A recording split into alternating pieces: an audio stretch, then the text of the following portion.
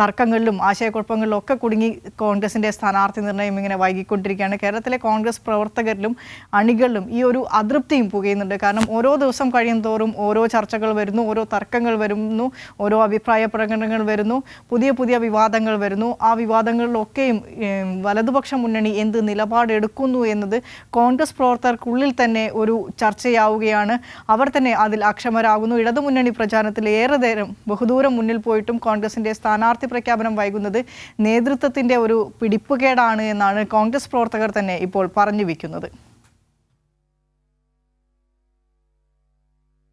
ഇടതുമുന്നണി ആദ്യമേ കളത്തിലിറങ്ങി. BJPയുടെ ആദ്യഘട്ട സ്ഥാനാർത്ഥി പ്രഖ്യാപനവും വന്നു.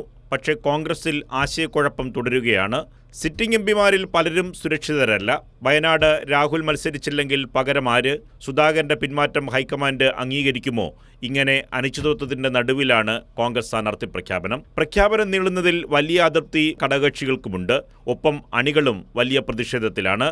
കനകോലുവിന്റെ റിപ്പോർട്ട് പ്രകാരം സിറ്റിംഗ് എംപിമാരിൽ പലരെയും മാറ്റണം. പക്ഷേ ഇനി അവസാന ഘട്ടത്തിൽ ഒരു മാറ്റം വലിയ പൊട്ടിത്തെറിക്ക് ഇടവയ്ക്കുമെന്ന് നേതൃത്വത്തിന് നന്നായി അറിയാം. കനകോലുവിന്റെ റിപ്പോർട്ട് പ്രകാരം പത്തനംതിട്ടയിൽ ആന്റോ ആന്റണിയാണ് ഏറ്റവും മോശം പ്രകടനം നടത്തിയ MP. കൊടിക്കുന്നിൽ സുരേഷ് മാവേലിക്കരയിൽ 7 തവണ MP ആയതിനാൽ അവിടെയും മാറ്റം വേണമെന്നാണ് ആവശ്യം. ആലത്തൂരിലും സിറ്റിംഗ് MPക്കെതിരെ പൊതുവികാരം ഉണ്ടെന്നാണ് വിലയിരുത്തൽ. ഇതിനിടയിലാണ് മത്സരിക്കാനില്ലെന്ന് സുധാകരൻ നേതൃത്വത്തെ അറിയിച്ചത്. ഫലത്തിൽ കോൺഗ്രസ് സ്ഥാനാർത്ഥി നിർണയം കുഴഞ്ഞ് മറിയുകയാണ്. ഇടതുമുന്നണി ആദ്യമേ തന്നെ സ്ഥാനാർത്ഥികളെ പ്രഖ്യാപിച്ചു. അവർ ആദ്യഘട്ട പ്രവർത്തനത്തിലുമാണ്. BJP അവരുടെ ഒന്നാം ഘട്ട സ്ഥാനാർത്ഥികളെ പ്രഖ്യാപിച്ച് പ്രവർത്തന രംഗത്തേക്ക് വന്നു. എന്നിട്ടും കോൺഗ്രസിന് അവരുടെ സ്ഥാനാർത്ഥികളെ പ്രഖ്യാപിക്കാനാകുന്നില്ല.